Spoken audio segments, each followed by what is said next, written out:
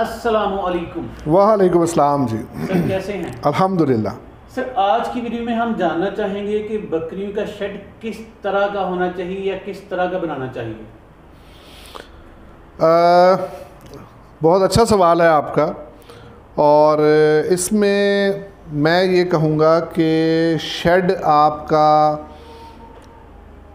कम से कम उस शेड के अंदर 7 से 8 अलग अलग पोर्शंस होने चाहिए।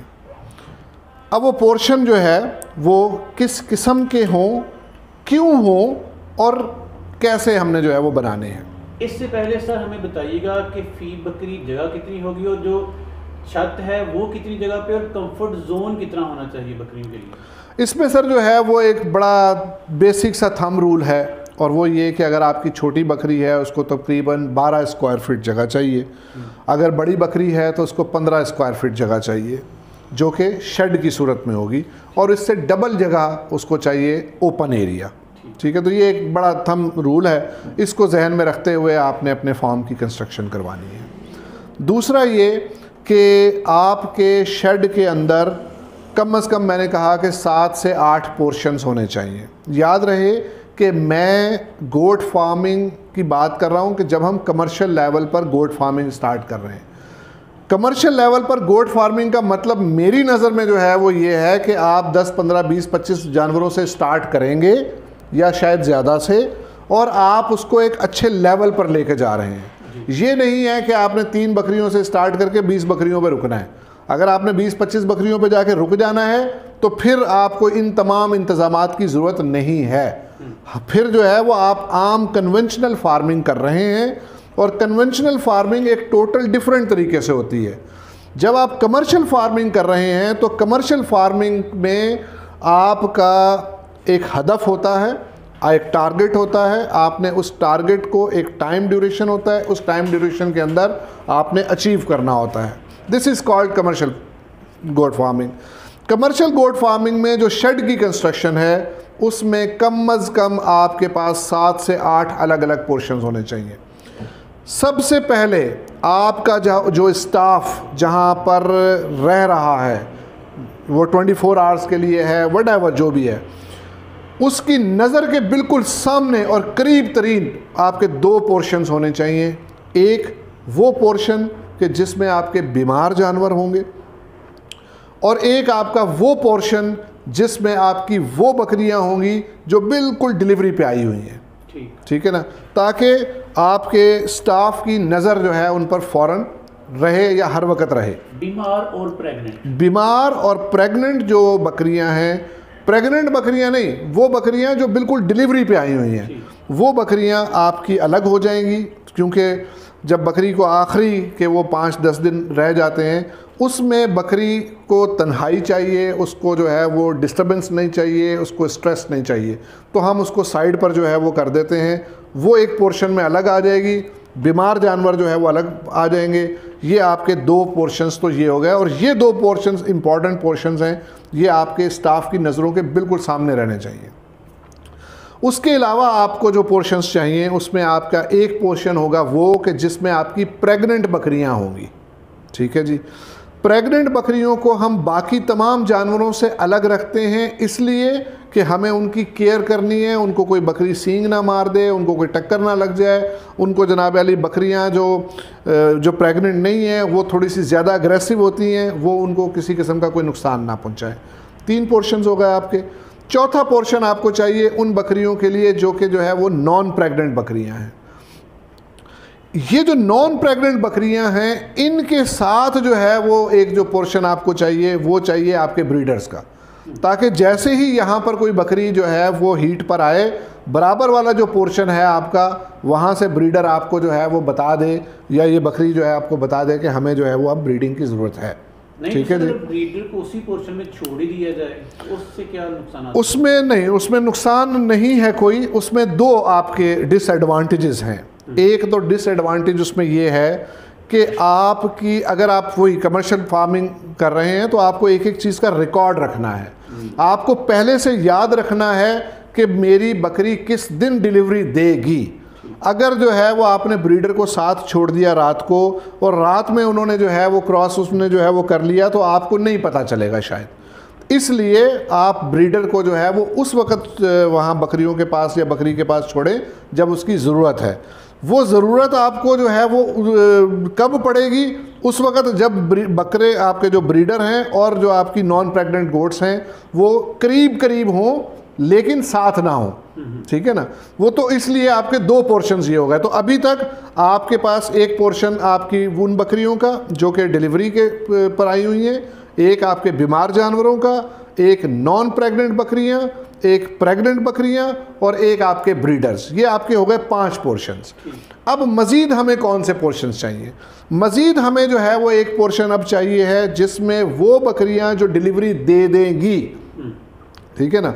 बकरी डिलीवरी देने के बाद एकदम अग्रेसिव हो जाती है, वो दूसरी बकरियों को अपने करीब नहीं आने देती या अपने बच्चों के करीब नहीं आने देती। तो आपको एक पोर्शन अब अलग करना है और आपने शुरू के 3 दिन 4 दिन जो है बच्चे को बकरी के साथ छोड़ना है ताकि वो अच्छी तरीके से उसको पहचान ले और अपना दूध जो है वो पूरा उतारे, ठीक है। तो एक पोर्शन अब आपका ये हो गया। उसके बाद 3 दिन के बाद आपको जो है वो बकरी के बच्चों को माँ से अलग करना है और उसकी वजह मैं पहले भी कुछ वीडियोस में बता चुका हूँ कि क्योंकि आपने बच्चों को सेहतमंद बनाना है, अपने टारगेट्स को आपने लिमिटेड टाइम में अचीव करना है, आपने बच्चे को ग़िज़ाई ज़रूरियात उसकी पूरी करनी है, तो आपने उसकी फीडिंग अलग से करवानी है उसकी रिक्वायरमेंट के हिसाब से। तो आपको उसको 3 दिन के बाद अलग पोर्शन में जो है वो शिफ्ट करना है ताकि वहाँ पर आप उसकी फीड मैनेजमेंट को कंट्रोल कर सकें। तो इस तरह से ये मिला के कोई तकरीबन 7-8 के करीब पोर्शंस बनते हैं और इसमें फिर आप एक और पोर्शन आपका आखिर में जाके बनता है जिसमें आपके वो बच्चे होंगे जिन्होंने दूध के साथ साथ बाकी ग़िज़ा को भी जो है वो खाना है या वनडे को शुरू करना है। तो ये इस तरह मिला के कोई 7-8 आपके पोर्शंस बनते हैं और इन पोर्शंस को आप अच्छे तरीके से मैनेज करेंगे तो आपको जाकर जो है वो आपकी चीज़ें काफ़ी आसान हो जाएंगी। तो जो हमारे फार्मर ये पोर्शंस नहीं बनाते उनको क्या नुकसान हैं इसके?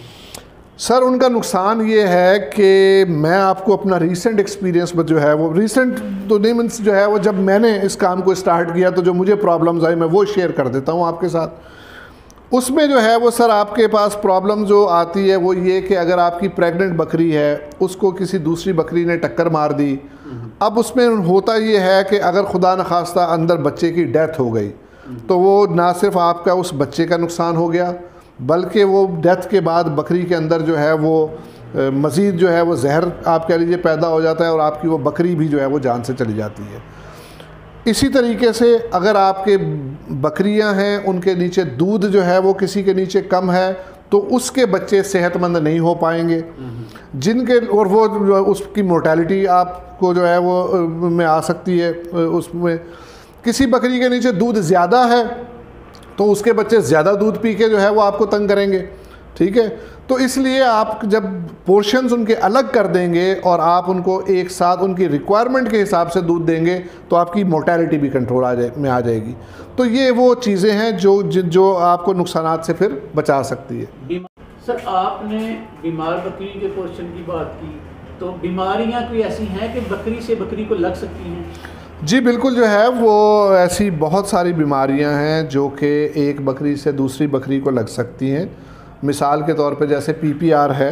PPR के बारे में ये कहा जाता है कि अगर इस मर्ज़ से खुदा न खास्ता कोई जानवर आपका ज़ाया भी हो गया है और आप उसको जो है वो दफनाना चाहते हैं तो उसको सर कम से कम 8 फीट गहरा खड्डा खोद के आपने दफनाना है। इतने उसके जर्म्स जो है वो तेज़ी से फैलते हैं।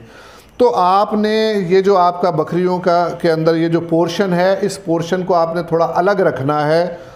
यहाँ से जर्म्स जो है वो ट्रांसफ़र ना हो दूसरी जगह पे, इसको थोड़ा आइसोलेशन रूम की तरह आपने रखना है।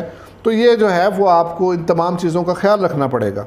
शेड की सफाई सुथराई के बारे में क्या लाहे अमल अख्तियार किया जाना चाहिए? शेड जो है वो सफाई तो इंसान हो जानवर हो, सफाई तो बहुत ज़रूरी है। हमारे यहाँ आम तौर पर सफाई का मतलब जो लिया जाता है वो शायद ये है कि गंदगी नज़र ना आए। जानवरों को जो गंदगी है नज़र ना आने वाली गंदगी जिनको हम जर्म्स कहते हैं वो ज़्यादा तकलीफ़ पहुंचाते हैं बनिस्बत उस गंदगी के जो नज़र आ रही है। तो सिर्फ जब हम सफाई की बात करते हैं तो वो सफाई से मुराद उनकी मेंगनियाँ या उनका यूरिन साफ़ करना नहीं है, बेसिकली उस ज़मीन को, उस इन्वायरमेंट को साफ़ करना है कि जिसमें वो जर्म्स मौजूद हैं। उन जर्म्स के से जो है वो आपने उस जगह को साफ़ करना है ताकि आपके जानवरों में बीमारियां ना आएँ। एंड पे सर पूछना पसंद करूंगा कि जो बकरियों का शेड बनाया जाए उसका रुख क्या होना चाहिए? शर्कन गर्बन बनाया जाए तो उसके फ़वाइद क्या हैं, या क्या रुख होना चाहिए उसका? असल में जो है वो यस, ये बात बिल्कुल ठीक है कि शर्कन गर्बन उनका जो है वो शेड होना चाहिए, और वो शेड बेसिकली इसलिए इस डायरेक्शन में बनाया जाता है ताकि जब सूरज निकले और सूरज गरूब हो तो ज़्यादातर टाइम शेड के अंदर साया रहे, इसलिए उसको इस डायरेक्शन में बनाया जाता है। तो अगर जो है वो आप शर्कन गर्बन नहीं बना पा रहे हैं तो फिर जो है वो कोई और ऐसे इंतज़ाम आपके शेड पे होने चाहिए, कोई दरख्त वगैरह ऐसे लगे होने चाहिए कि जिसमें अगर जो है वो जानवर आपके बाहर बैठे हैं तो उनको सायादार जगह अवेलेबल हो। अदरवाइज़ जो है वो ये डायरेक्शन इसीलिए रखी जाती है ताकि ज़्यादा से ज़्यादा वक्त पूरे दिन का उनको सायादार जगह जो है वो मुहैया हो और हवा की क्रॉसिंग भी उसी हिसाब से हो। बहुत शुक्रिया सर, जज़ाकुमुल्लाह खैरा, थैंक यू। बहुत शुक्रिया जी, अस्सलाम वालेकुम।